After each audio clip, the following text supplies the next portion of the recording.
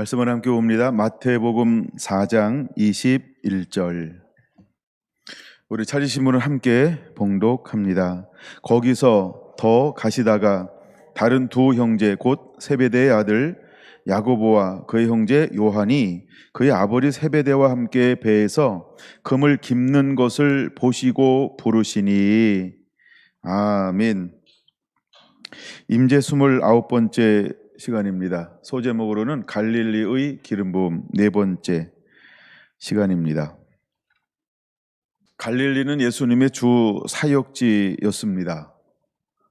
우리가 보통 3분의 2를 머무르셨던 지역이 갈릴리다라고 이야기합니다. 갈릴리는 그 당시 영적으로 어두운 지역이었습니다.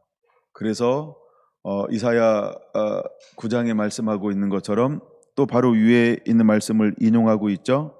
4장 15절 16절 말씀하고 있는 것처럼 스불론 땅과 납달리 땅과 요단강 저편 해변의 길과 이방인의 갈릴리여 라고 말하면서 갈릴리가 그 당시 얼마나 영적으로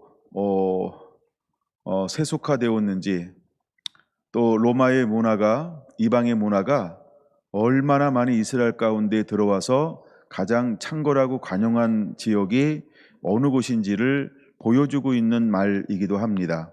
이미 수백 년 전 하나님은 이사야를 통하여서 갈릴리가 이런 땅이 될 것이다 라고 하는 예언의 말씀을 하셨던 것이죠. 그래서 그 땅을 16절은 이렇게 표현하고 있는 거예요. 흑암의 안전이라고, 두 번째는 사망의 땅, 세 번째는 그늘의 안전, 이렇게 표현하고 있는 것입니다. 근데 때가 되면 그곳에 무엇이 비칠 것이를 말하고 있을까요? 큰 빛을 볼 것이며 또 빛이 비치게 될 것이다 라고 하는 예언의 말씀을 해주고 있다는 겁니다. 과연 큰 빛은 누구를 말하고 있는 걸까? 빛이라고 하는 것은 무엇을 말하고 있는 것일까? 예수님께서 이 땅 가운데 오셔서 공생의 사역을 시작할 것에 대해서 말씀을 하고 있는 것입니다. 드디어 때가 되었습니다. 예수님이 사역을 시작합니다. 가나 혼인잔치의 공생의 첫 문을 열고 난 이후에 그는 갈릴리로 이사하셨고, 그래서 갈릴리에서 하루는 갈릴리 해변을 거닐기 시작을 했습니다. 물론 갈릴리 해변을 거닐기 전에 회개하라 천국이 가까웠느니라 선포하셨어요. 자, 그리고 갈릴리를 거닐기 시작을 했습니다. 지난 시간에 나눴던 것처럼 갈릴리를 거니시다가 수많은 사람들이 그물질을 하는 것을 보시고 그 중에서 어떤 한 사람을 주목하여 보기 시작했습니다. 그를 향하여 주님은 이렇게 말합니다. 베드로와는 시몬 그 형제 안드레가 바닷가에 금을 던지는 곳을 보시니 그들은 오므라. 나를 따라오너라. 내가 너희를 사람을 낚는 어부가 되게 하리라 하면서 그들을 부르셨다라고 하는 것입니다. 예수님께서 무엇을 보셨다고요? 외모가 아닌 시몬을 본 것이 아니고 뭘 봤을까요? 시몬이 변하여 그 안에 충성됨, 견고함, 진실함, 경외함, 그 안에 있는 그 지극히 작은 것에 충성할 수 있는 그 마음의 중심을 보셨다라고 하는 것입니다. 그리고 시몬이 변하여 반석, 베드로가 되어지는 것이죠. 아랍 이름으로는 게바가 되어지는 것이죠. 예수님은 중심을 보았다라고 하는 것입니다. 자, 오늘의 주인공은 누구일까? 21절에는 이렇게 시작하고 있다는 것이죠. 거기서 더 가시다가, 그럼 거기서는 갈릴리를 말하죠. 더 가셨다. 해변길을 더 거니시고 있는 모습을 보여주고 있는 것입니다. 그러다가 다른 두 형제 곧 세베대의 아들 야고보와 그의 형제 요한이 그의 아버지 세베대와 함께 배에서 금을 깁는 것을 보시고 그를 부르고 있는 장면인 것입니다. 베드로와 안드레는 그물을 던지고 있었어요. 근데 야고보와 요한은 그물을 손질하고 있었어요. 그물을 깁고 있었다라고 하는 것입니다. 베드로는 사람을 낚는 어부가 되게 해갔다고 말씀합니다. 그리고 실제로 베드로가 이제 성령을 충만을 받고 나서 복음을 전거할 때 낚시했을까요? 그물을 던졌을까요? 첫 번째 어떻게 구원했다고요? 3천 명이나 그물을 던져서 구원했습니다. 역시 말씀을 잘 들으신 것 같아요. 네, 자, 두 번째는 그물 던졌을까요? 낚시 던졌을까요? 낚시 던진 것도 아시죠? 네, 그래서 사도행전 3장에 민문에 앉은 한 사람을 보고서 내게 금과 은은 없지만 내게 있는 것을 내게 주노니 하면서 뭘 던졌다고요?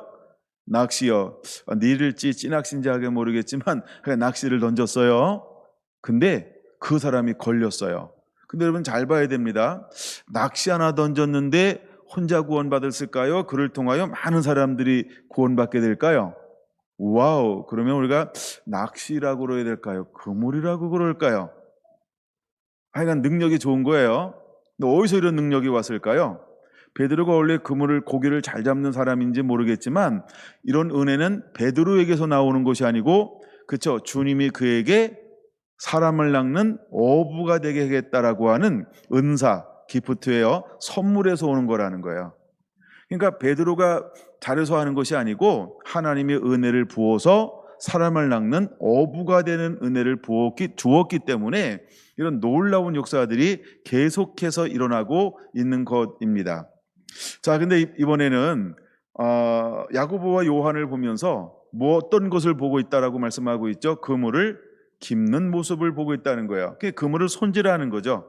우리가 고기를 잡다 끄집어냈다 들었다 하면 고기 때문에 그물이 찢어지는 이런 부분들이 생기게 되어집니다. 다시 그물을 던지기 위해서는 무엇을 해야 할까? 그물을 깁어야 하는 거죠. 그물을 다시 손질을 해야 되는데, 근데 이번에 세베대의 아들 야고보와 요한은 그물 깁는 모습을 보았다라고 말씀을 하고 있다라는 겁니다. 그럼 여러분, 교회에는 크게 두 종류의 사람이 필요하다는 거예요. 하나는 그물을 던지는 사람이 필요하고 또 한 사람은 그물을 깁는 사람이 필요하다라고 하는 겁니다. 이걸 우리가 이렇게 한번 설명해 보려고 합니다. 우리가 그물을 던진다라고 하는 것은 어떤 아버지와 같은 남성성을 가졌다라고 한다면, 그물을 깁는다라고 하는 것은 여성성으로 생각해서 집안을 돌본다, 아니면 교회를 돌본다, 이렇게 한번 표현해 보고 싶습니다. 실제로 하나님께서 베드로와 안드레는 어떻게 사용하셨을까? 그렇죠? 사람을 낚는 어부로 이렇게 사용을 하셨습니다. 근데 야고보와 요한은 하나님께서 어떻게 사용하셨을까? 교회를 더 돌보고 단단히 하고 견고하게 하는 이 부르심으로 하나님이 사용하고 있는 것을 우리는 알 수 있습니다. 자, 오늘은 그래서 21절을 통해서 야고보와 요한의 이야기를 좀 더 한 발 더 나가서 살펴보려고 합니다. 근데 우리가 보통 먼저 볼 성경 구절은 아마 사도행전 12장을 먼저 보아야 될 것 같습니다. 사도행전 12장에 보면 어떤 것이 기록되어져 있을까? 12장 2절입니다. 사도행전 12장 2절 같이 한번 읽을까요? 크게 시작. 요한의 형제 야고보를 칼로 죽이니. 와우. 이번에는 야고보의 형제 요한이 아니고요, 이름이 바뀌었어요. 요한의 형제 야고보라고 말입니다. 자, 1절에 그 답이 나와요. 헤롯 왕이 손을 들어 교회 중에서 몇 사람을 해하려고 하여 그걸 잡아들였어요. 그리고 야고보라고 하는 제자를 칼로 죽였어요. 목을 뱄다 이 말이에요. 그랬더니 3절 어떤 일들이 벌어져요? 유대인들이 이 일을 기뻐하는 것을 보았다는 거예요. 아니, 사람이 죽었는데 이걸 기뻐해? 제정신일까요? 주말이라 술을 많이 먹었을까요? 독주를 했나? 포도주를 좋아하나요? 사람이 죽는데 어떤 현상이 벌어졌다고요? 이것을 보고 기뻐하는 일이 일어났어요. 그때는 사람을 죽일 때 제정신이 아닐 수 있고 약간 여러 가지가 있을 수 있죠. 왕도 또 죽이는 사람들도 이 일을 기뻐하니까요, 마치 뭐에 취한 듯이 야, 이거 사람들이 좋아하네, 야, 더 죽이자, 이래가지고 두 번째 그룹을 또 잡아들였어요. 그러면 요때 야고보만 죽었을까요? 또 다른 사람들도 죽었을까요? 1절에 그 답이 있긴 한데 1절에 뭐라고 말을 해요? 교회 중에서 몇 사람을 헤아려 하여. 그러니까 몇 사람을 대표적으로, 그러면은 제자 중에 한 사람이 걸렸어요. 그 사람이 누굴까요? 야고보라는 거예요. 그 다음에 몇 사람이요라고 하는 것은 어떤 사람 중에서 몇 사람을 고를까요? 나름 지도자급, 그렇겠죠? 근데 예수님의 제자는 아니었어요. 우리가 사역할 때는 여러 가지 그룹이 있어요. 우리가 실제로 사역하는 그룹, 돕는 그룹, 협력하는 그룹, 뭐 여러 가지 그룹이 있을 수 있죠. 근데 그 중에 몇몇을, 유력한 사람 몇 명을 잡아들였어요. 그리고 그들을 죽였어요. 근데 여기에는 어떤 기록만 나와요? 야고보만 나오고 있는 거예요. 그래서 야고보가 헤롯에 의해서 죽임을 당합니다. 근데 왜 야고보를 잡아들였을까라고 하는 겁니다. 야고보는 성령이 임하였습니다. 그러고 난 다음에 교회가 그날로 몇 명으로 불어나기 시작하는 거죠? 3,000명으로 불어나기 시작을 했어요. 그날 전도된 사람만 3,000명이라는 거예요. 그 다음에 12명은 성령 충만한 사람이고, 부활을 경험한 사람들은 500여 명이고, 그 다음에 예수님을 통하여서 은혜 받은 사람들은 무리, 군중 어마어마하게 많았다라고 하는 것입니다. 그러니까 지금 우리가 3,000명으로 시작했다, 그 다음에 5,000명으로 시작했다 해서 10,000명이다라고 하는 우리가 계산하는 법하고 어쩌면 다를 수 있다는 거예요.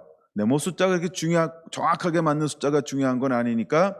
그러나 우리가 한번 생각해 보자는 겁니다. 여러분, 엠마오로 가는 사람들 중에서 예수님께서 만나준 사람이 있어요. 또 부활하신 예수님을 만난 사람들이 500여 명이나 된다라고 하는 거예요. 그 다음에 도망가고 토낀 사람들이죠. 도망간 사람들은 그러면 11제자만 도망갔을까? 딴 사람들도 뭘 했을 수 있을까요? 몸을 숨긴 사람들도 있을 거라는 거예요. 이 사람들은 유력한 사람 중에 한 사람일 거예요. 근데 하여간 11제자는 전부 다 각기 제 길로 갔다라고 하는 겁니다. 그러면 그 가운데 남아있는 제자들도 많이 있다라고 하는 거죠. 자, 그러면 성경에 보면은, 성경이라고 하는 것은 마태, 마가, 누가, 요한을 말하는 건데, 자, 한번 생각해 봐야 돼요. 우리가 놓치고 있는 70명이라는 사람은 어디 갔을까요, 그러면? 그럼 70명의 제자는 120문도에 속했을까, 안 속했을까? 이런 얘기 한 번도 안 하죠. 그러면 70명은 어디가 있을까요? 그렇죠? 그 다음에 예수님과 함께 했던 이름 모르는 수많은 여자들, 물론 이름이 동일인 사람들이 많이 있었는데 그 중에 제일 많이 나오는 이름이 누구였다 그랬죠? 마리니까 마리아, 마리니까 마리지 마리아, 뭐 이렇게 있잖아요. 마리아가 5명인가요? 이렇게 소개가 되어지는 거예요. 그러니까 마리아. 그러니까 수많은 예수님을 따르는 제자 그룹이 있었어요.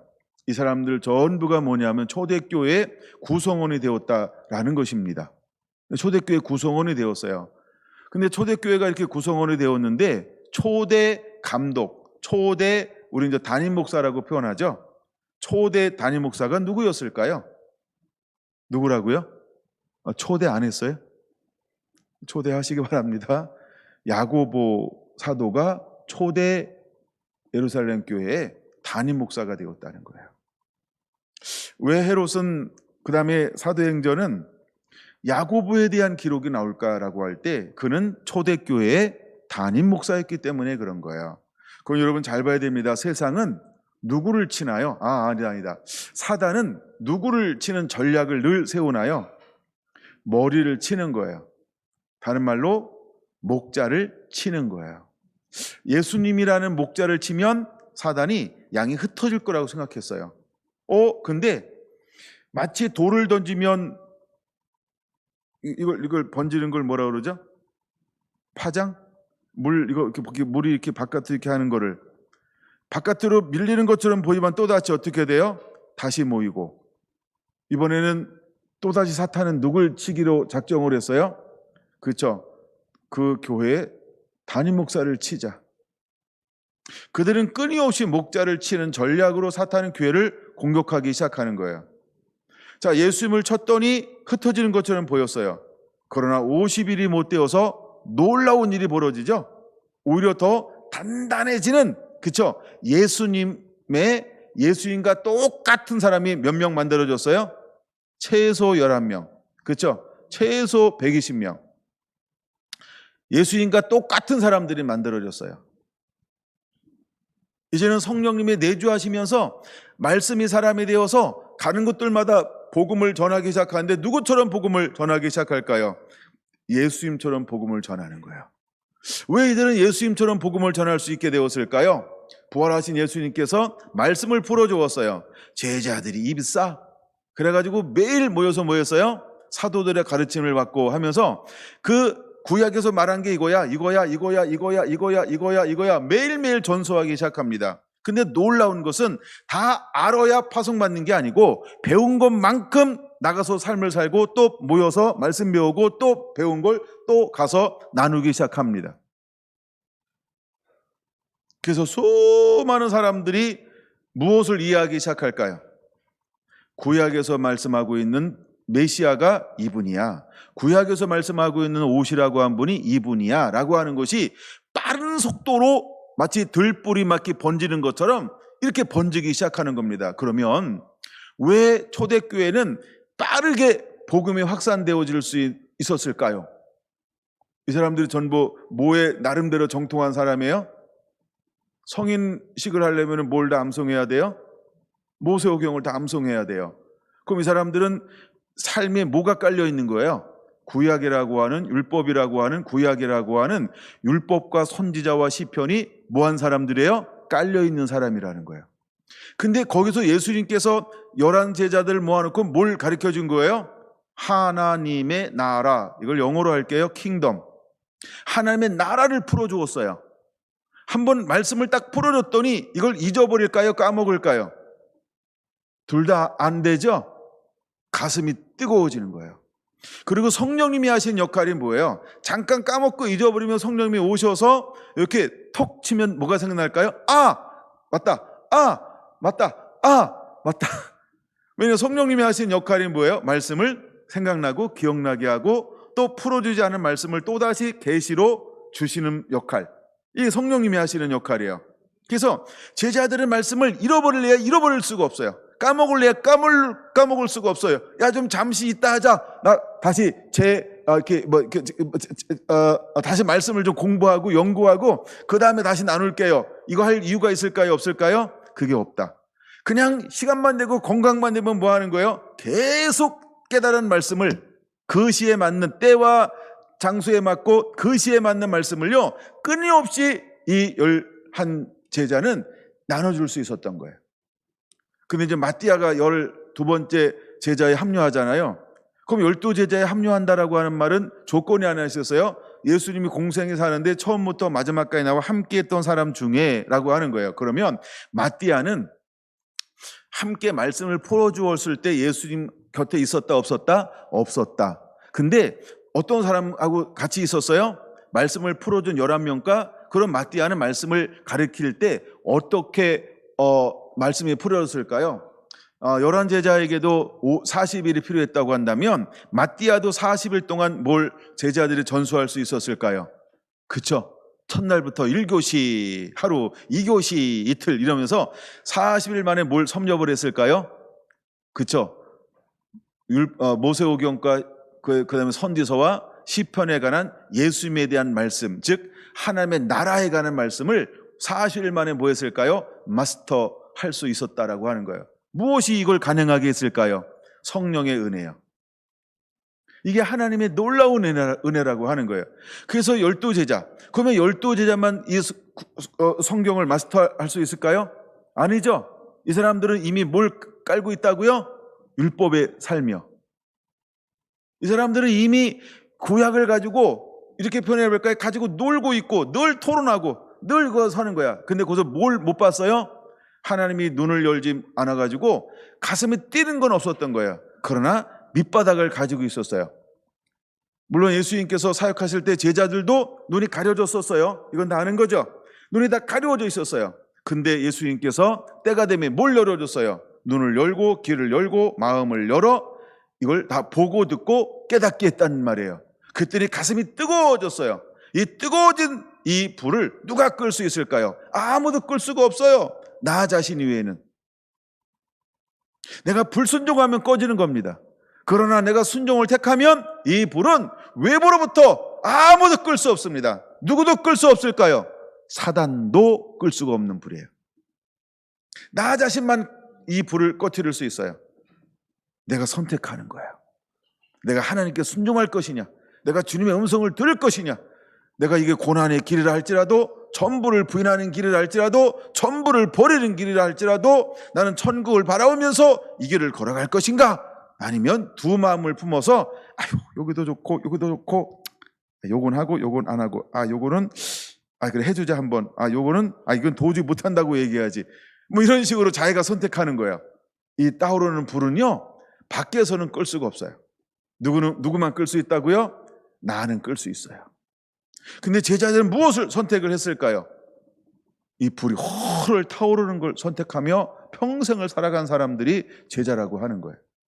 이 사람들이 사도로 쓰임 받았어요. 그들의 복음을 증거하면 증거할수록 여러분, 교회 안에 놀라운 역사들이 매일매일 막 일어나기 시작을 하는 거예요.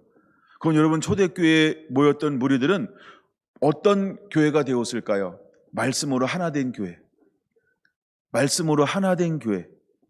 그래서 하늘의 영광이 무엇인지를 말씀으로 완전이라는 말이 하여간 나름대로 이해가 된 그 시대, 정말 가슴 뛰는 신앙이라고 하는 것이 무엇인지를 실제로 살아낼 수 있는 이 구성원들로 초대교회가 모여졌다라고 하는 것입니다.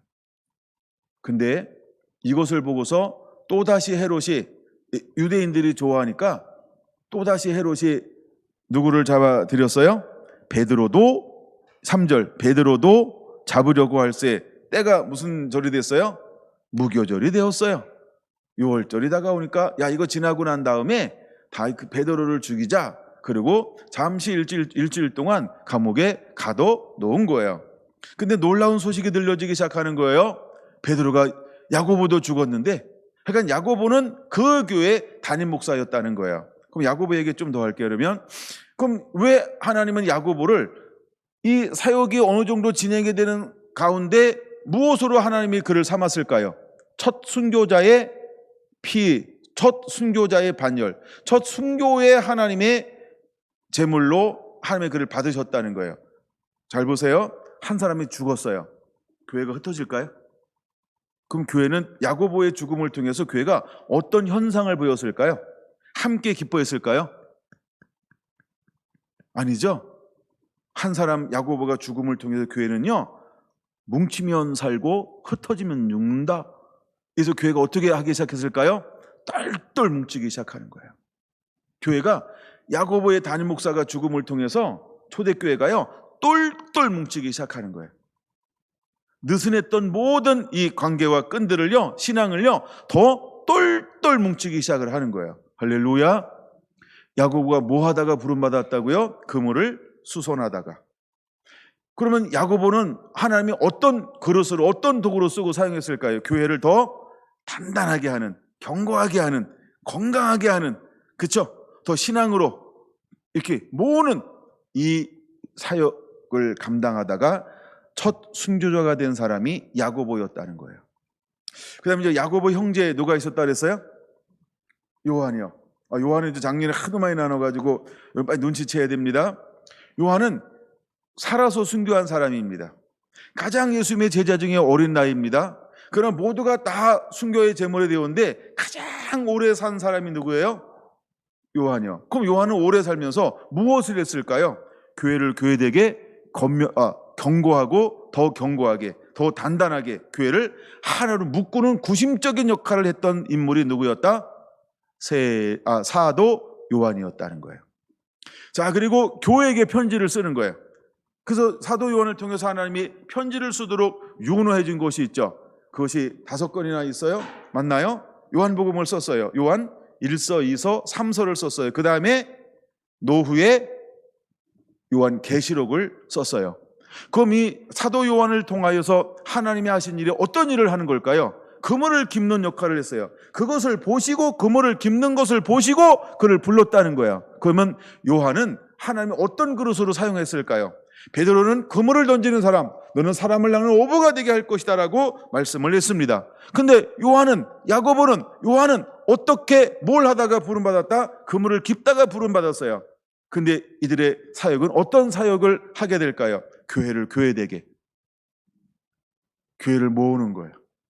마치 여성성을 가진 것처럼 교회를 양육하고 교회를 돌보고 교회를 건강케 하고 그다음에 여기서 또다시 자라나게 하고 뻗어가게 하고 강력한 하나님의 교회를 만드는 이 그릇으로 하나님이 야고보와 요한을 사용하셨다는 거예요. 그러면 수많은 사람들이 또 이제 보세요. 자, 그물을 던지고 있었어요. 그럼 또 수많은 사람들이 뭐 하고 있었을까요? 배에서 또 무태에서 그물을 깃고 있었죠.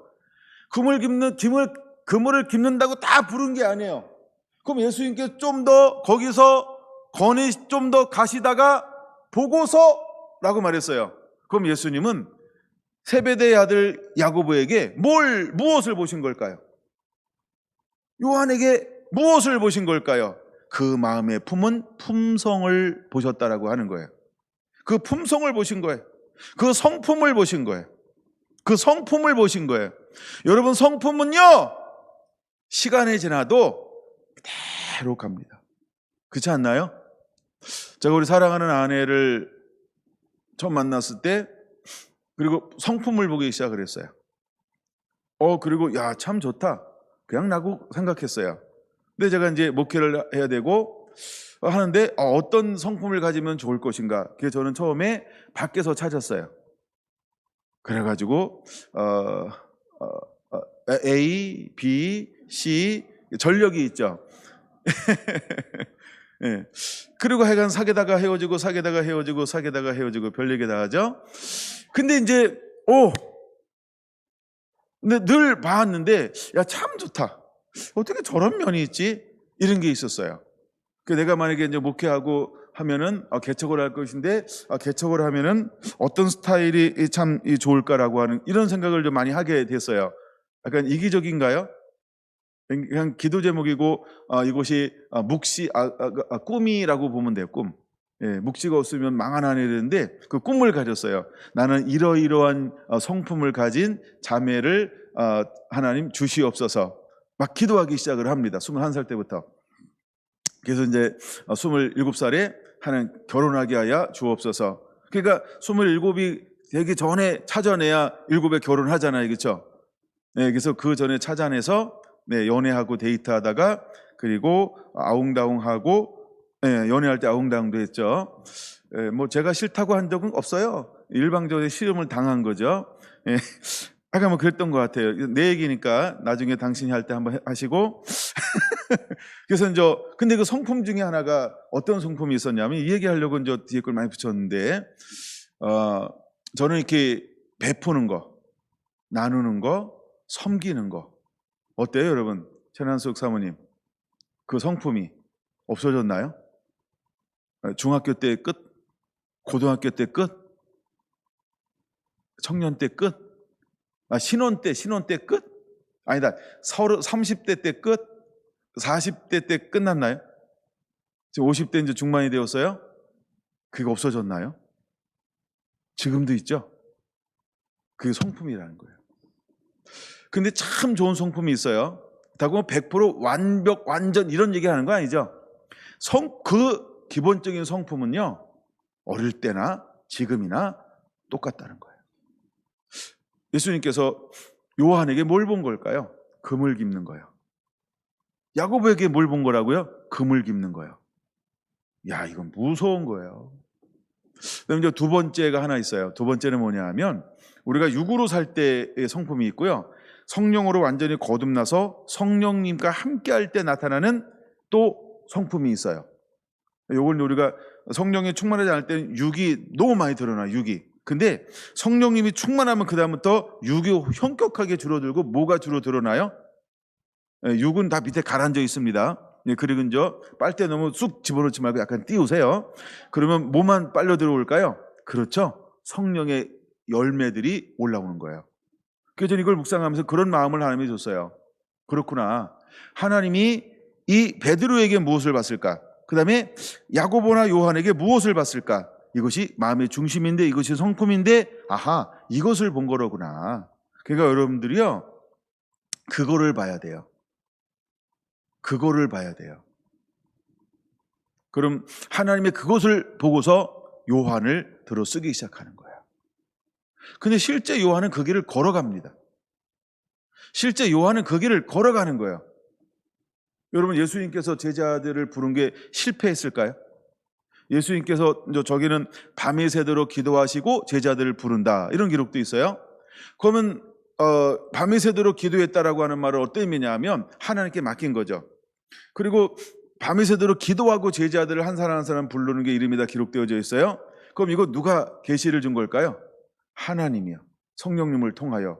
그러면 한 사람 실패한 것이 하나님의 실패일까요? 누군가는 뭘 해야 되죠? 예수님을 팔아야 되는 구약의 말씀이 응해야 하는 것입니다. 근데 예수님이 기도하고 제자들을 불렀을 때 뭘 하지 않았어요? 실패하지 않았어요. 하나님이 여러분을 하나님의 자녀로 부르심에 하나님이 후회하실까요? 뭐 잘못된 만남인가? 뭐 이런 거 있죠. 잘못된 만남. 뭐 제가 오늘 요즘의 노래 모르고 옛날 것만 알아가지고. 근데 잘못된 만남으로 하나님이 우리를 불렀을까요? 여러분, 후회하지 않게 되길 바랍니다. 후회하면 누구 손해라고요? 그렇죠. 그럼 하나님이 우리를 필요해서 낯선 땅 경주에서 한 공동체가 되게 하시고 여기까지 오게 하셨다는 거예요. 오늘 이 자리에 우리가 선택해서 집에 있지 않고 나왔다, 또 집에서 함께 예배하고 있다, 집에서 너무 바쁘면 안 됩니다. 물론 제가 잘 확인은 안 하지만 하여간 영이 살아 있어야 됩니다. 여러분, 저도 집에서 예배를 들어보면 잘한대요. 한계가 있어요. 할 거 다 하고, 뭐 자세도 처음에 앉아 있는 것처럼 보이지만 그 다음에 이렇게 소파가 너무 편해. 약간 막 그래요. 웬만하면 좋은 말 할 때 나오시고 막 이러셔야 됩니다. 예, 그래도 서울센터에 모여서 함께 예배하는 거, 그 놀라운 축복입니다. 예. 하여간 이번에 이제 이런 얘기가 한국에 많이 흘러나오기 시작했잖아요. 코로나 때문에, 그렇죠? 이제 어떤 특정한 사람의 이야기가 아니고 보편적 한국교회 이야기가 됐기 때문에 하여간 이제 이런 거에 데이터들이, 이제 자료들이 뭐 많이 나오고 있어요. 근데 하여간 그렇게 해봤더니 그렇더라는 거예요. 예, 그래서 잃어버린 성도가 그렇죠? 거의 20% 가까이 된다면서요. 예, 그리고 이것이 아직도 회복이 20%는 잊어버렸고요. 그 중에 회복이 안 된 분들도 많대요. 회복이 안 된 분들도 여전히 많다는 거예요. 예, 예배가 회복이 안 된 분이 많다는 거예요. 말로 설문조사하면 이제 나가야죠 이러고 나가야죠 이러놓고 안 나와. 여전히 좋아요 이러고. 예, 그러니까 뭐 그렇대요. 그래서 요즘에 뭐 저도 직장 사역을 했습니다만 가면은 뭐 하는 사람들이 있어요. 예, 주일날 와서 예배하는 것.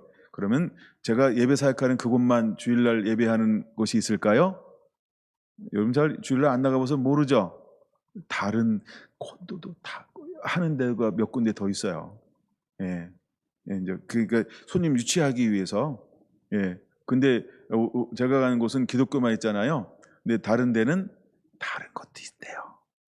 예, 하여간 이게 다 상술이잖아요. 오라는 거예요. 편하게 여기 와서 예배드리라고 하는 거예요. 예, 그걸 누군가 아이디어를 냈겠죠. 예, 이제 제가 나가는 그룹을 따라서 하여간 그렇게 이제 하는 거예요. 여러분, 우리만 그럴까요? 그러면 직장에서 주일날 모여서 예배하는 데는 없을까요? 신우회가 있는 데도 있죠? 예, 이제 그렇게 해서 하여간 직장에서 하는 데도 있다는 거죠. 근데 그 사장님이 뭐 꼭 신앙인이 아니어도 이렇게 하는 데가 있을 수 있어요. 예. 또 이제 신앙인인데 주일날 내 집에 있는 종들도 다 안식일 지키라 이랬더니 일은 해야 되고 저기서 직장에서 예배하자. 그러니까 이렇게 하는 데도 있다라고 하는 거예요. 뭐 제가 거기까지 이렇게 따지고 뭐 그러진 않을 겁니다. 뭐 근데 하여간 이제 이런 것들이 이제 공론화되면서 벌어지고 있다는 거예요. 자, 다시 돌아와 가지고요. 근데 하나님께서 야고보와 요한을 부를 때 뭘 하는데 불렀다고요? 금을 깁는데 불렀다. 근데 이들이 걸어간 길은 실제로 어떤 길을 걸어갔을까요? 그렇죠? 그물을 깁는 교회를 견고하게 세우는 이 길을 걸어갔다는 거예요. 자, 그럼 말씀을 이제 찾아보면서 이 부분을 좀 더 확증해 보려고 합니다. 마가복음으로 볼게요. 이제 마가복음 10장을 보겠습니다. 마가복음 10장. 이게 이제 같은 본문인데 그 말씀을 한 다음에 어떤 말씀으로 예수님께서 하고 있을까 35절 좀 보겠습니다. 35절. 세베대의 아들 야고보와 요한이 주께 나와 여짜오되 선생님이여 무엇인지 우리가 구하는 바를 우리에게 하여 주시기를 원하옵나이다. 이 내용은 어떤 내용이냐 하면, 자, 이제 예수님께서 나귀를 타고 예루살렘에 입성했어요. 그랬더니 마가복음에는 누가 나왔어요?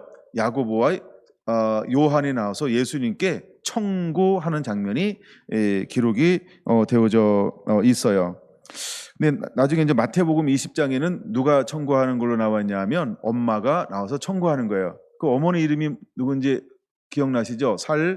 살로메라고 하는 사람이에요. 그럼 이제 세베대는 그냥 중산층으로 살았어요? 부자로 살았어요? 지난번 얘기했죠? 그럼 부자로 살았어요. 그래서 그 세베대는 부자의 어부였어요. 그러면 야고보와 요한은 어떤 아빠를 가지고 있었던 거예요? 부자 아빠. 그럼 부잣집 도련님이었죠. 그러니까 도련님답게 자라난 거예요. 그냥 약간 있는 사람처럼 자라난 거예요. 그러니까 최고 높아지려고 하는 거, 머리가 되고 싶어하는 이걸 우리가 뭐라고 표현할 수 있냐면 때로는 명예욕이 있고 야망이 있을 수 있다는 거죠. 그리고 또다시 그 안에 있는 높아지고 싶은 질투심, 시기 이런 것이 여전히 있을 수 있는 거예요. 그러면 잘 보세요. 부자로 안 산 사람에게는 높아지고 싶은 명예욕이 있을까요? 없을까요? 있다가 답입니다. 그렇죠? 질투심이 있을까요? 없을까요? 있다가 답입니다. 나중에 성경을 보니까 하여간 다 뭐 하더냐 하면 41절 먼저 볼까요? 열 제자가 듣고 뭐 했어요? 화를 내거늘, 이거요. 이 화를 시기하고 질투하는 거예요. 그러면 화를 예쁘게 냈을까요? 아니면 뭐 C, D, F 이런 거 했을까요? 할 수도 있죠, 그렇죠? 왜 화가 나니까요. 근데 성경은 그런 걸 그렇게 기록되지 않았지만 그 말을 듣고 11 제자가 뭘 하는 거예요? 야고보와 요한에 대해서 화를 내기 시작을 했어요. 그러니까 그 사람이 그 사람이다. 그놈 그러면 좀 그럴 것 같아서 그런 거예요. 그냥 그 사람이 그 사람이에요. 잘 보셔야 됩니다. 예수님과 함께 친히 메시아, 예수님과 함께 동고동락해도 여전히 뭐는 안 바뀔 수 있다? 그렇죠? 성품이나 기질이나 바탕이 안 바뀔 수 있다. 뭐하지 아니하면? 성령으로 거듭나지 아니하면. 아직 이 상태는 성령으로 거듭난 거예요. 아직도 옛사람으로 살고 있는 거예요. 예수님과 함께 하고 있지만, 그렇죠? 옛사람으로 살고 있는 거죠. 근데 옛사람인데도 불구하고 예수님과 함께 할 수 있는 자격이 주어진 것뿐이에요. 그리고 간헐적으로 표적과 이적과 기적도 보았어요. 물론 말씀이 풀어줘서 나름대로 은혜를 받았어요. 못 깨달았을까요? 그치, 깨닫는 거하고 은혜 받는 거하고 삶이 변화되는 거하고 다르죠? 그렇죠? 이건 듣기 좋아. 내가 알아들을 수 있어. 알아들으면 깨닫는 걸까요? 오늘 너무 재밌었어. 그러면 깨닫는 걸까요? 재밌으면 삶이 변화되나요? 똑같은 거예요. 예수님과 함께 하고 있음에도 불구하고 하나님이 원하시는 때가 되지 않으니까 여전히 그들도 어떤 상태에 있었어요? 그렇죠? 눈 멀고 기다치고 마음 답답하고 똑같은 거예요. 그리고 하나님께서 허용하시는 부분적인 것을 맛보는 거예요. 그 힘으로 예수님과 함께 살아가게 되어지는 것입니다. 그러나 오순절을 경험하고 난 다음에는 전혀 다릅니다. 오순절을 경험하고 난 다음에는요, 영안의 눈이 열리는 거예요. 나중에 이거 제가 고린도전서 3장으로 이번에 다시 하나님이 깨닫게 한 부분이 있어요. 근데 이거 좀 나오다가 하여간 시간이 없어서 잘 못 나눴는데 너무너무 멋있는 걸 하나님이 저한테 못 보던 건데 깨닫게 해준 게 있어요. 성령이 아니고는 이 보고 듣고 깨닫는 걸 못합니다. 그래서 반드시 성령에 붙들려야만 보고 듣고 깨닫는 것이 허용이 되어지는 거예요. 여러분에게 그런 은혜가 반드시 임하게 되기를 원합니다. 자, 그럼 다시 한번 쭉 위로 올라갈게요. 자, 그들이 뭘 하길 원하냐 하면 오른쪽 왼쪽에 37절 앉게 하여 주옵소서라고 말합니다. 그때는 38절 빨간 부분 같이 읽습니다. 시작. 너희는 너희가 구하는 것을 알지 못하는도다. 내가 마시는 잔을 너희가 마실 수 있으며 내가 받는 세례를 너희가 받을 수 있느냐. 39절 너희는 내가 마시는 잔을 마시며 내가 받는 세례를 받으려니와 내 좌우편에 앉는 것은 내가 줄 것이 아니라 누구를 위하여 준비되었든지 그들이 얻을 것이라. 할렐루야. 네. 하여간 이거에 대해서 이제 이렇게 말씀을 하셨어요. 그러고 난 다음에 또 하나 중요한 게 42절부터 나오는 이 말씀입니다. 45절까지 같이 한번 읽어보겠습니다. 빨간 글씨. 이방인의 집권자들이 그들의 임의로 주관하고 그 고관들이 그들에게 권세를 부리는 줄을 너희가 알거니와 너희 중에는 그렇지 않을지니 너희 중에 누구든지 크고자 하는 자는 너희를 섬기는 자가 되고 너희 중에 누구든지 으뜸이 되고자 하는 자는 모든 사람의 종이 되어야 하리라. 인자가 온 것은 섬김을 받으려 함이 아니라 도리어 섬기려 하고 자기 목숨을 많은 사람의 대속물로 주려 함이니라. 할렐루야. 그럼 예수님께서 정말 오른쪽 왼쪽을 구할 때 제자들에게 뭘 말씀하고 있는 걸까요? 그렇죠? 내가 인자가 온 것은 뭐 하러 왔다고요? 섬김을 받으려 함이 아니라 오히려 섬기려 왔다는 거예요. 그러면 이제 이 말씀을 듣고 깨달은 야고보와 요한은 어떤 길을 걸어가게 될까요? 섬기는 길로 그 길을 걸어가는 거예요. 나머지 나중에 성령 받았던 12 제자가 다 같이 어떤 길을 걸어가게 될까요? 그렇죠? 그들은 종이 되었고 섬기는 자의 삶을 살아가는 것입니다. 그 이후에 그들은요, 세상에서 명예욕을 취하지 않았어요. 물욕을 취하지 않았어요. 그다음에 자기 자존감을 살리는 거 이런 거 취하지 않았어요. 자기의 위치, 자기의 신분, 자기의 체면 이런 걸 그들은 구하지 않았어요. 여러분, 우리가 살아가면서 제일 문제되는 게 뭘까요? 나의 체면이에요. 나의 자존감이에요. 대부분 상담에서 제일 어려운 게 자아 회복이잖아요. 근데 자아 회복이 제일 왜 안 될까요? 일단 내가 힘들면 이게 상처라는 거야. 이걸 어떻게 해결해요? 그럼 우리가 공감했어, 공감. 남자들은 이번에 저 가서 배웠는데요. 남자들은 공간이래요. 근데 여자들은요, 공감이라는 거예요. 남자인 내가 그걸 못 알아듣고 있잖아요. 자, 그러면 여자들에게 묻습니다. 같이 공감해 줬어요. 같이 슬퍼. 같이 기뻐. 같이 애통했어. 같이 막 해줬어. 공감해 줬어요. 문제 해결됩니까? 자매님, 문제 해결됩니까? 그땐 좋죠. 내 편이라. 남편이 아니고 내 편이라. 그렇죠? 그렇죠? 그때 참 좋죠. 근데 해결됩니까? 해결 안 되죠. 그래서 공간 개념이 있든 공감 개념이 있든요, 내가 주어지지 않고 근본적인 게 변화되지 않으면 안 되는 겁니다. 물론 우리가 그런 거 다 배워야 돼요. 그런데 부인하고 뭐 그런 게 아니고요. 하여간 하나님이 말씀하고자 하는 게 뭔지를 여러분 깨달아야 한다는 것입니다. 결국 요한 안에, 야고보 안에 뭐가 있었어요? 부잣집 도련님 이 기질이 있어서 그들이 먼저 얘기한 것처럼 보이는 거예요. 그러면 도련님이 아니어도 그 안에 뭐가 있다 그랬어요? 왜 화를 낼까요? 11제자는. 자, 참, 열 제자는 왜 화를 냈을까요? 나도 왼편, 나도 오른편 하고 싶다는 거예요. 근데 아직 뭐가 준비가 안 됐어요? 종이 되고 섬기는 자가 되는 거냐. 그러니까 예수님께서 먼저 그들에게 본을 보이는 거예요. 인자가 온 것은, 이렇게 말하면서, 인자, 하나님의 아들 예수님, 인자라고 표현하고 있어요. 여기서요. 인자가 온 것은 섬김을 받으려 함이고 섬기러 오셨다라고 말씀하고 있어요. 내가 온 것은 뭐라고요? 자기 목숨을 많은 사람의 대속물로 주려 왔느니라 라고 말하고 있어요. 내가 다른 사람을 위해서 죽는 거예요. 근데 여러분, 우리는 뭐 때문에 자꾸 이렇게 힘들어 할까요? 그렇죠? 누가 날 죽이려고 그러면 내가 힘든 거예요. 저게 날 죽이려고 그래? 죽으려고? 이러고 있잖아요. 근데 예수님은 뭐 하러 오셨다고요? 많은 사람의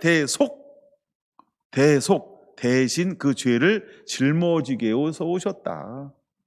그럼 우리가 복음으로 걸어가는 길은 어떤 길일까요? 그렇죠?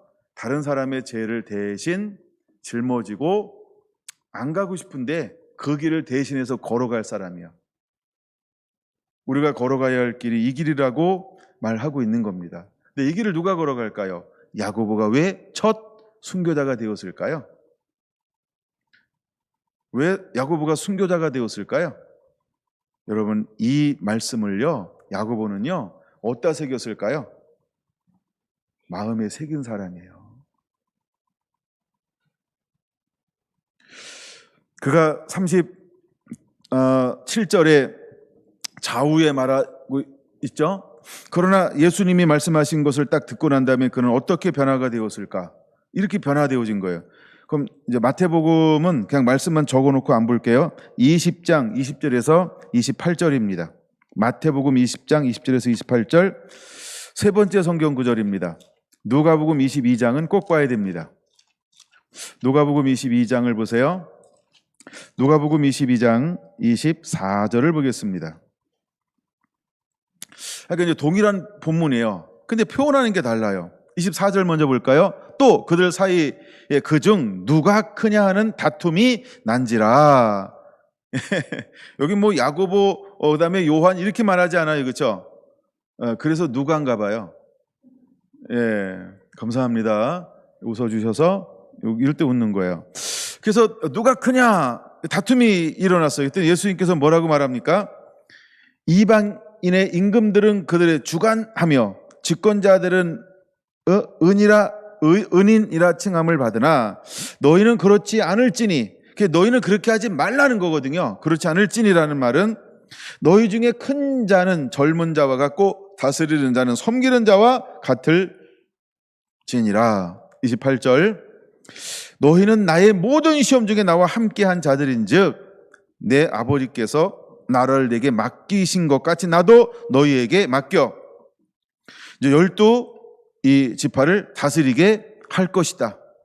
그때 어떤 일이 벌어졌어요? 사단이 와가지고요 제자들을 청구하는 거예요. 시몬아 시몬아 보라 사단이 너를 밀가부르듯 하려고 요구하였으나 32절 같이 읽습니다. 그러나 내가 너를 위하여 내 믿음이 떨어지지 않기를 기도하였노니 너는 돌이킨 후에 내 형제를 굳게 하라. 여기서 이제 오늘 보고자 하는 핵심은요 32절 후반절이에요. 너는 돌이킨 후에. 지금은 아직 뭐가 못 받았어요? 은혜 못 받았죠? 성령 못 받았죠? 영으로 거듭나지 않았죠? 아직 옛사람을 가지고 있는 거죠? 새 사람이 된 것은 아니죠?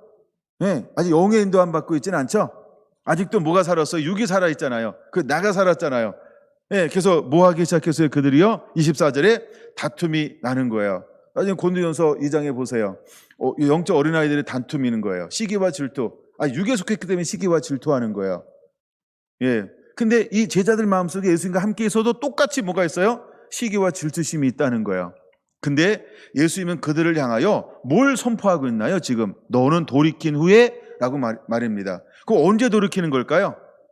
부활하신 예수님을 만나 말씀이 풀어지고 오순절 성령을 받음, 이걸 돌이킴이라고 표현하는 거예요. 자, 그들이 이제 돌이킴을 받았어요. 즉 말씀이 풀어진 성령을 받았어요. 그런 다음에 주님은 그들이 무엇을 할 것이라고 하는 것을 아시고 있는 걸까요? 수많은 형제들을 뭐 할 것이다? 굳게 하리라. 견고하게 세울 거를 알았어요. 그 사람이 누구라고요? 금을 깁는 오늘의 주인공. 예, 금을 깁는 누구요? 야고보 또 그의 형제 요한은요. 수많은 형제들을 모아는 사명을 예수님은 보셨을까요?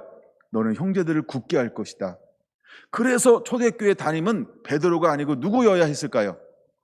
야고보가. 그래서 초대교회 담임 목사가 된 거예요. 무엇을 위해서? 교회를, 형제를 견고하게 세우기 위해서. 이해가 되십니까? 우리는 베드로가 수제자라고 말하잖아요. 그렇죠? 그럼 당연히 우리식으로 얘기하면 누가 담임 목사 돼야 돼요? 그렇지. 베드로가 돼야지. 근데 이미 부름받을 때부터, 그렇죠? 이미 부름받을 때부터 주님은 뭘 보신 거예요? 속사람이요. 뭐 하는 걸 본 거예요? 너는 모성을 가져서 교회를 견고하게 돌보고 양육하고 세울 하나로 만들 사람이로구나. 이미 예수님은 그 안에 있는 것, 성품을 보셨다라고 하는 거예요. 아니나 다를까? 야고보가 그 길을 걸어갑니다. 두 번째, 아니나 다를까? 사도 요한이 그 길을 걸어가는 것입니다. 그래서 사도 요한을 통해서 교회가 얼마나 단단해지는지 몰라요. 그리고 얼마나 건강해지는지 몰라요. 그래서 우리가 사도 요한의 복음의 핵심이 어떤 복음을 전하든가요? 사랑 누가 말했나? 사랑은 언제나 오래 참고. 그렇죠? 사도 요한은요 뭘 노래하고 있어요? 사랑이요. 누구의 사랑이요? 하나님의 사랑이요. 우리 보고 어떻게 하라 그랬어요? 서로 사랑하라. 서로 사랑하라. 그래서 교회가 하나가 되게 하는 거예요. 교회를 굳세게 하는 거예요. 낙담하고 실망하고 절망하고 시험하고 또 막 이렇게 방황하는 수많은 사람들에게 뭘 나눠줍니까? 사랑이요. 대추나무 사랑 걸렸네. 그래서 막 바람 잘 날 없는 게 아니고 사랑이 걸려가지고 그 큰 교회가 어떤 교회로 만들어버릴까요? 하나된 교회, 가장 강력한 교회. 하나님이 원하시는 영적 하모니를 만들어내는 유기적인 연합체를 가지고 그 나라와 을을 위하여 사랑함으로 전부를 다하여 달려갈 수 있는 교회를 만들어내는 사람이 사도 요한이었다는 거예요. 할렐루야. 하나님은 그것을 보신 거예요. 참, 예수님은 그것을 보신 거예요. 어디에서? 더 가시다가 저기 배에 앉아서 금을 깁는 야고보와 요한을 보시고, 그 보셨을 때 이제 시간이 지나면 이 두 사람이 무엇을 할 것을 주님은 보셨을까요? 굳세게 할 거예요. 교회를 견고하게 할 거예요. 할렐루야. 할렐루야. 여러분, 예수님은 그것을 보셨다라고 하는 거예요. 그럼 여러분, 우리는 이 시대를 살아갈 때 어떻게 살아가는 자가 되어야 할까? 우리는 이 삶을 능히 살아가는 하나님의 사람이 되어야 할 줄로 믿습니다. 이제 성경 하나 더 찾아보고 일단 시간이 된 데까지만 나누고 말씀을 마칠게요. 저는 이것을 보다가 구약에서 이 사람이 생각이 났어요. 시편 105편입니다. 시편 105편 17절만 보겠습니다. 시편 105편 17절 먼저 한 절만 봅니다. 시작. 그가 한 사람을 앞서 보내셨으며 요셉이 종으로 팔렸도다. 그가 한 사람을 앞서 보내셨다라고 하는 거예요. 예수님은 그 앉아서 금을 깁는 누구를 보셨다고요? 야고보와 요한을 보았다라고 하는 거예요. 그런 것처럼 예수님은 요셉 속에서 무엇을 보았을까요? 12형제가 다 믿음의 조상이잖아요. 다 12지파의 조상이 될 사람들이잖아요. 다 12지파의 조상이 될 사람들인데 그 12명 중에 예수님이 누구를 주목했을까요? 요셉을 주목했어요. 왜 하나님은 요셉을 주목했을까요? 그는 하나님 앞에 정직했기 때문이라는 거예요. 그는 의의 의를 가지고 행동하는 사람이었기 때문이라는 거예요. 그래서 하나님이 그에게 뭘 줍니까? 꿈을 주는 거예요. 하나님의 비전, 하늘을 담아내고 영광을 담아낼 수, 미래를 담아낼 수 있는 하나님의 계시를 그에게 부어주는 거예요. 그러니까 요셉은 계시를 받은 사람이었어요. 하나님의 킹덤을 가지고 있는 사람이에요. 하나님의 꿈을 가진 사람이 되었어요. 근데 그 꿈을 가졌는데 세상에서는 어떤 모습으로 보여요? 그렇죠? 팔려갔도다. 그 다음에 18절, 팔려가서 그는 어떤 처지에 이제 놓이게 됐을까요? 발에는 착고를, 그 몸에는 쇠사슬이 매어 있을 수밖에 없어요. 19절 너무 멋있지 않아요? 같이 읽습니다. 19절, 곧 여호와의 말씀이 응할 때까지라 그의 말씀이 그를 단련하였도다. 사랑하는 성결한 성도 여러분, 우리가 이곳에 있고 또 가정에 있으면서 또 우리 서울 비전센터에 있으면서 하나님이 우리를 무엇을 하는 시즌일까요? 어떤 사람에게 하나님은요, 착고에 자유롭지 않아요. 우리가 쇠사슬 너무 힘들고 어려울 수 있어요. 근데 무엇 할 때까지 하나님이 그를 놓아주지 않을까요? 그러면 요셉이 갈 때 하나님께서 두 가지 은혜를 부어주잖아요. 하나는 형통하는 은혜를 부어줘요. 또 하나는 어떤 은혜를 부어줘요? 착고를 안 풀어주는 은혜를 부어줘요. 근데 착고를 안 풀어주는 은혜가 19절에 보니까 지금 하나님이 무엇을 하고 있는 시즌이라고 말씀하고 있을까요? 말씀이 너를 단련하는 시즌이다, 이렇게 말씀을 하고 있다는 거예요. 왜? 그 이후에 하나님이 그를 통하여 어떤 그릇으로 쓰고 사용하시려고. 그러니까 내가 원할 때 잠시만 풀어줘, 나 화장실 갈게, 이래서 풀으면 안 돼요, 여러분. 장깨 부리면 안 돼요, 여러분. 내가 스스로 벗어나려고 몸부림치면 안 되는 거예요, 여러분. 하나님, 우리가 때로는 잘못 구해도 응답해 주는 걸 우리가 잊어버리면 안 돼요. 근데 이스라엘 백성들이 광야에서 구했는데 필요한 거 줘요, 안 줘요? 다 줘요. 근데 제가 늘 강조하잖아요. 그들의 영혼은 어떻게 했다고요? 하나님이 영혼을 만족하는 건 허용하지 않았어요. 그 영혼은 어떻게 됐다고요? 파리하게 된 거예요. 영혼에 만족을 주지 않았어요. 무엇은 채웠는데 육은 다 채워요. 육은 다 채워요. 내가 원하는 대로 다 돼. 내가 원하는 대로 되는 게 좋은 게 아니고 나를 통하여 하나님의 나라, 하나님의 영광을 내가 나타내고 있느냐, 그게 더 중요한 거예요. 여러분, 우리는 이것을 배워야 할 줄로 믿습니다. 이게 갈릴리의 기름 부음이에요. 그래서 하나님은 한 사람을 앞서 보내셔 가지고요 다 채워놨어요. 자유가 없는 것처럼 보여요. 근데 여러분 잘 보세요. 창세기 39장부터 기록되어져 있잖아요. 보디발 집에 가서 어떤 일이 벌어지는 거예요? 하나님이 함께하사 형통하는 거예요. 누명을 쓰고 감옥에 갇혀서 억울하지? 그런 억울함을 호소하지 않아요. 물론 한 번 하기는 합니다. 한 번 하는 것 때문에 몇 년이나 늦춰져요? 2년 딜레이 되는 거예요. 잊어버리잖아. 그러니까 사서 2년을 늘리지 마세요, 여러분. 내 방법으로 하려고 하지 말라는 거예요. 잠잠히 기다리세요. 내 방법으로 벗어나려고 하지 마세요. 감동 왔는데요? 감동도 점검을 한번 해보세요. 아니, 모세도 자기 백성을 돌볼 생각이 나서 이랬잖아요, 그렇죠? 예, 자기 백성을 돌볼 생각이 났을 때 하나님으로부터 온 것인가? 이게 내 음성인가? 내 마음의 음성인가? 자, 그 요셉이 여호와의 말씀이 응할 때까지 그는 뭘 해야만 되는 거예요? 기다려야만 되는 거예요. 기다려야만 되는 거예요. 그러던 어느 때가 되니까 하나님께서 뭘 합니까? 하나님이 일하시잖아요. 어떤 일을 하셨어요? 왕에게요, 도대체 꿈을 하나 뒀는데 싱숭생숭 잠이 안 와. 잊어버릴 수가 없어. 너무 궁금해. 화가 났어. 그래서 다 불렀어. 아무도 못 풀어요. 머리가 끝까지 뚜껑 열려서 열 정도 화가 났어요. 그때 두렵고 떨림으로 한 사람이 그 앞에 딱 나가는 거예요. 왕이여 하면서 이 사람을 소개하기 시작하는 거예요. 왕이요, 미칠 지경이 되어야 되는 거예요. 너무너무 답답한 심정이 되어져야 하는 거예요. 그래서 이것만 풀으면 내가 뭐든지 다 해주겠다라고 하는 그 마음이 처음부터 일어났을까요? 에이, 불러가지고 다 풀어. 그래, 너 역시 실력 많구만. 그래, 역시 네가 능하구만. 야, 역시 너 잘해. 야, 네가 앞으로 저기 대회장해라. 뭐 이럴 수 있어요. 한 번에 막 풀어주고 막 이러면. 근데 애간장이 끄는 거예요. 아무도 안 돼. 시간은 자꾸 지나가는데 너무너무 나는 괴롭고 힘든데, 그러니까 뭘 내놓는 거예요? 하나 내놓고 둘 내놓고 셋 내놓고 이걸 푸는 자에게 뭘 주겠다. 그래도 없냐? 알았어. 이걸 푸는 자에게 나라 반. 알았어. 이걸 푸는 자에게 내가 전부를 막 이런 식으로. 이게 하나님이 그 심정을 환경을 만들어 버려야 돼요.